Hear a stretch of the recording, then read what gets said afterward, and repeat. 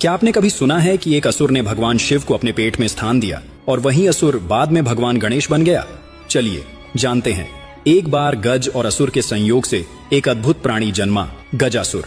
उसका मुख हाथी जैसा था और इसी कारण उसे गजासुर कहा गया। जन्म से ही वह भगवान शिव का अत्यंत भक्त था, जो हर पल उनके ध्यान में लीन रहता था। वर्षों की तपस्या के बाद जब महादेव उस पर प्रसन्न हुए और वरदान मांगने को कहा, तो गजासुर ने निवेदन किया, प्रभु, मेरी साधना में किसी जीव जंतु या मनुष्य से विघ्न न हो, इसलिए मेरे शरीर से ऐसी अग्नि निकले जिससे कोई पास न आ सके। भोलेनाथ ने उसकी भक्ति से प्रसन्न होकर यह वरदान दे दिया। समय बीतता गया। गजासुर पुनः शिव की तपस्या में लीन रहा। पुनः जब शिव जी प्रकट हुए और बोले, वरदान मांगो, तो उसने कहा, प्रभु, मुझे कोई इच्छा नहीं, बस अब आप मेरे उदर में निवास करें ताकि मैं सदा आपके निकट रहूं। भोले भंडारी ने मुस्कुराकर उसकी यह अनोखी इच्छा भी स्वीकार कर ली और उसके पेट में प्रवेश कर गए।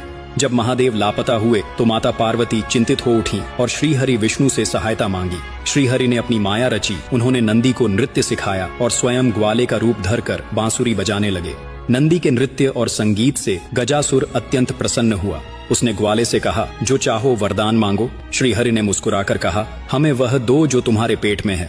वचन दे चुके गजासुर समझ गया कि यह कोई साधारण ग्वाला नहीं, स्वयं विष्णु है। उसने तुरंत शिवजी को मुक्त कर दिया और बोला, प्रभु, मेरा जीवन अब व्यर्थ है, बस एक वरदान दीजिए कि मेरे शरीर का कोई अंश सदैव आपके साथ पूजित हो।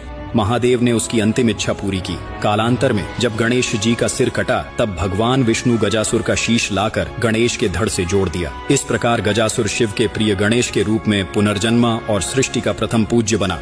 हर हर महादेव।